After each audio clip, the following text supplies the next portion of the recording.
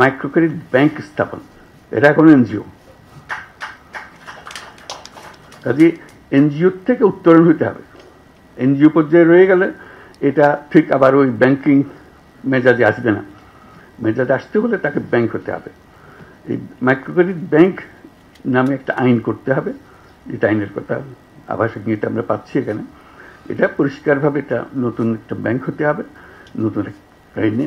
সেটা regulatory authority, micro credit regulatory authority হতে পারে, ভিন্ন অথরিটি হতে পারে, কিন্তু we need a separate banking law. যেখানে এখন যেটা পরিসংখ্যানে দেখছেন, তারা সদস্যদের সঞ্চয় নিতে পারে, বাইরের কারোর ডিপোজিট নিতে পারে না। এটা একটা তার সীমাবদ্ধতা। ফলে সীমাবদ্ধতার ফলে তাকে অপরের কাছে হাত পাততে হয়, দায়বদ্ধ হতে হয়। কেন হবে? সে এত সুন্দর ব্যাংকিং করে, আরেকজনের হাতে হাত পেতে কেন করবে? সে তার মধ্যে কি অভাব আছে যেটা সমবায় ব্যাংকে ছিল, এদের কাছে নেই। সমবায় ব্যাংকে আপনারা ব্যাংক বলছেন, মাইক্রো ক্রেডিট ব্যাংকে আপনারা ব্যাংক বলবেন না, তাকে সেই অধিকার দেবেন না। কি পাশ করতে হবে তাকে এটা করার জন্য? সে সব কিছু পাশ করে এসছে। কাজে আমার মনে হয় এটা সময় এসছে যে এটা মাইক্রো ক্রেডিট ব্যাংক আইনে করা। এরকম একটা প্রস্তাব একটি দেশকে দিতে গিয়ে বিপদেও পড়ছি আমি। সে খুব বিপদের কথা বলি। তারা বিরাট বিরাট মাইক্রো ক্রেডিট প্রোগ্রাম করেছে, সারা দেশ জুড়ে করেছে, বিশাল দেশ।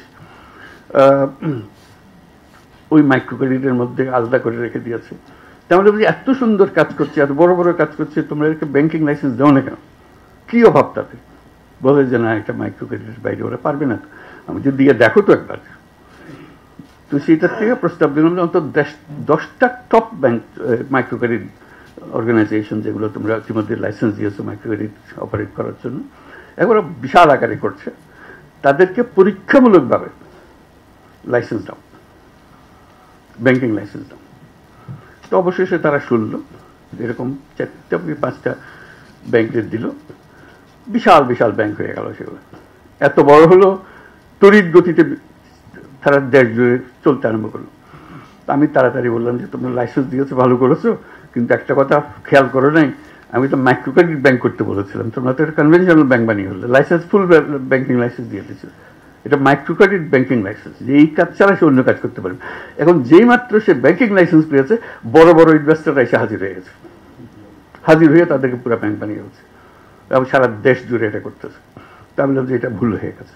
তো সে কথাটা মনে করিয়ে দিচ্ছে এখানেও, আমরা যখন মাইক্রো ক্রেডিট ব্যাংকের লাইসেন্স দেব, পরিষ্কার বলতে হবে যে এই কাজের জন্যই লাইসেন্স দেওয়া হচ্ছে, কনভেনশনাল ব্যাংকিংয়ের জন্য লাইসেন্স দেওয়া হচ্ছে না। এটা আলাদা করে ফেলা। তার সঙ্গে একটা এডিশন চাচ্ছি। এই ব্যাংক যেগুলো হবে, এগুলো হলো সামাজিক বাণিজ্যের ব্যাংক, সামাজিক ব্যবসার ব্যাংক। এটা কারো মুনাফার জন্য না।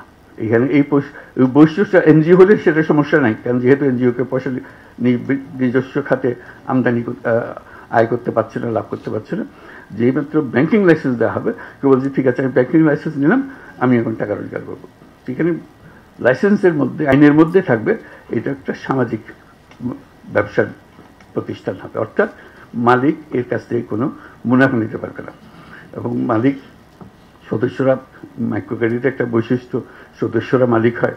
কাজে যেমন গ্রামীণ ব্যাংকের মালিক হয়েছে ব্যাংকের মালিক, গ্রামীণ ব্যাংকের 90% মালিকানা হলো না, গ্রামীণ ব্যাংকের যারা ঋণ গ্রহীতা তারাই হলো তাদের মালিক, এবং তারাই বোর্ডে বসে, তারাই নিয়ন্ত্রণ করে।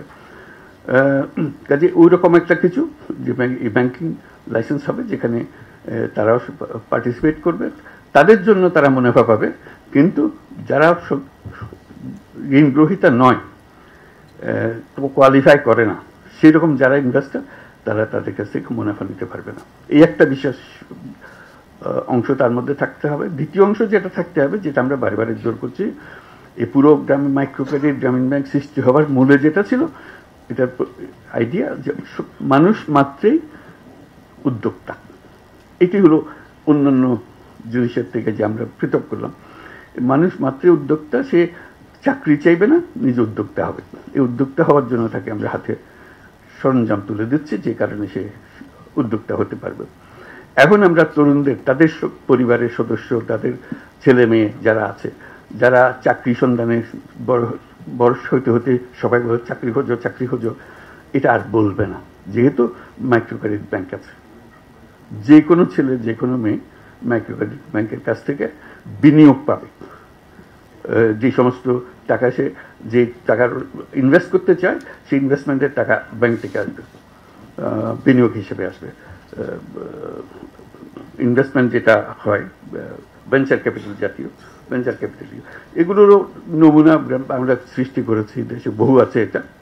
এটা হলো যে যে বিনিয়োগ করছে তার কাজ হলো তাকে তার কাছ থেকে লাভ নেওয়া না, ক্রমে ক্রমে তাকে সুযোগ দেওয়া যে বিনিয়োগের যে টাকা দিয়েছে সেই টাকাটা আস্তে আস্তে শোধ করে দিলে তাহলে সে পুরোপুরি মালিকানা তার পুরো হয়েছে। প্রথম দিকে সে যদি 90% মালিকানা যে বিনিয়োগ করেছে তার হয়, তার সঙ্গে শর্ত হবে যে তুমি রোজগার করে করে আমার থেকে শেয়ারগুলো কিনে নিয়ে যাবে, আমি তোমার ব্যবসা নিয়ন্ত্রণ করতে চাচ্ছি না, এটা আমার কাজ না, আমার কাজ হলো তোমাকে উঠে উপরে ওঠানো। এরকম হাজারে হাজারে তরুণ এখন সেই কাজে আছে, তারা করছে এবং ক্রমশ সম্প্রসারিত হচ্ছে। সেটাও এই ব্যাংকের নজরে নিয়ে আসা। এই ইনভেস্টমেন্ট, যদি ইনভেস্টমেন্টের টাকা পায় তাহলে কোনো তরুণ আর চাকরির সন্ধানে যাবে না, যাওয়ার কোনো দরকারও নাই।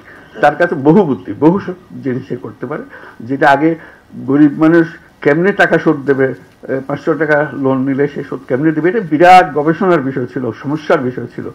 এখনো মনে হয় যে এই ছেলে মেয়ে তাদেরকে টাকা দিলে তারা কি সত্যি সত্যি ব্যবসা করে টাকা ফেরত দিতে পারবে, ওই সন্দেহ আবার আসছে। তো সেই সন্দেহ অতিক্রম করার জন্য আমরা বাস্তবে সেগুলো করেছি। বহু নমুনা আছে, কারণ যেতে পারে, যে কেউ যেতে পারে, কিন্তু সরকার হিসেবে আমাদের দায়িত্ব হলো সে প্রতিষ্ঠানগুলো সৃষ্টি করে দেওয়া। কাজে এই ব্যাংক সৃষ্টি করার দায়িত্ব হলো আমাদের।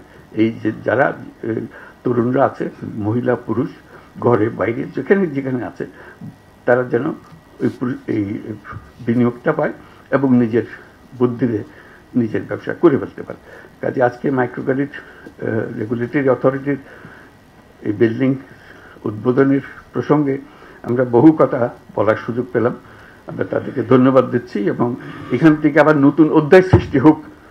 যে এই যে পর্যন্ত আসলাম, এটা বিরাট একটা অধ্যায়, কিন্তু আমরা বিরাট অধ্যায় শেষ করে আজকে নিজস্ব ভবনে আসলাম, যে কথা বারে বারে উল্লেখ করা হয়েছে। এখান থেকে আমাদের যাত্রা কোন দিকে নিয়ে যাবে সেটাও আমরা আজকে স্থির করলাম।